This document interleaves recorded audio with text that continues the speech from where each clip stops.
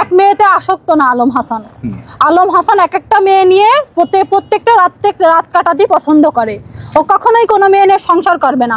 আমি বাচ্চা কাচ্চা নিতে চাই, আমি বিয়ের পরে পিরিয়ড হওয়ার পরে আমি আর ওষুধ খাইনি, ওর মা কাই বাচ্চা নিয়ে যাবে না।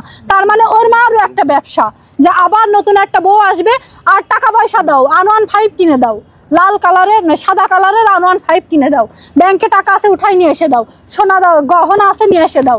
আমার মেয়ের এসে দেখেন, ও বলবে যে ওর মারিছে, আমার গলায় দাগ আছে, গলায় কি দাগ আছে? আমার প্রতিনিয়ত মারধর করে। ও বিয়ের 3 দিন পরের 3 দিন খুব ভালো ছিলাম, তারপরে তো মারধর করে। দেশের মেয়ে লোকের কাছে শুয়ে বেড়াই, দুধ খাওয়ার কিসের দুধ খায় আপনারা বোঝেন না? কিসের দুধ খায়? দেশের মেয়ে লোকের কাছে শুয়ে বেড়াই, সেই সব খায়। বিভিন্ন মেয়ের কাছে যাই, হেসে বেসে ওর বোর বানায়। ও তো হেসে বেসে নিয়ে রাত কাটাতে পছন্দ করে। ওর কপালে কি ভালো মেয়ে ছেলে হবে নাকি? ও তো বেশে যে যেরকম আল্লাহ বলেছে তুমি যেরকম তোমার জীবন সঙ্গী হবে সেরকম। তো ও তো মাগি খোর, তো ওর কি ভালো বউ মানুষ বিয়ে দেবে নাকি? ওর সাথে ভালো মেয়ে ছেলে কিভাবে আশা করে ভালো মেয়ে বিয়ে করবে? কিভাবে আশা করে আপনারা বলেন?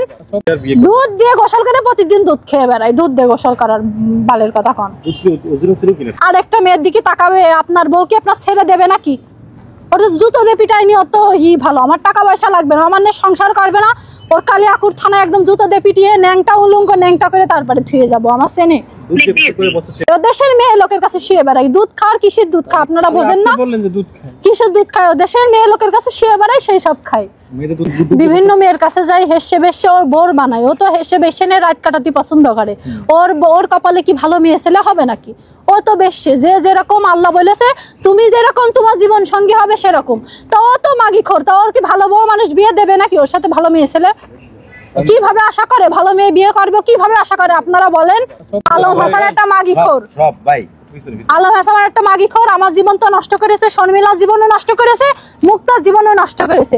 মুক্তাও নাকি দেশের এসপিওর কাছে ফিরে বেড়াতো, তাহলে মুক্তা এখন বিয়ে করে সংসার কাছে কি করে?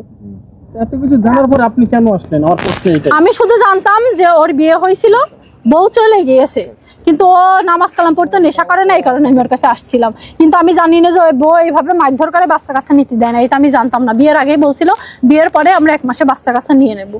এখনো আমি প্রেগনেন্ট কিনা আমি জানি না, আমি তো ওষুধ খাইনি। হিরো আলম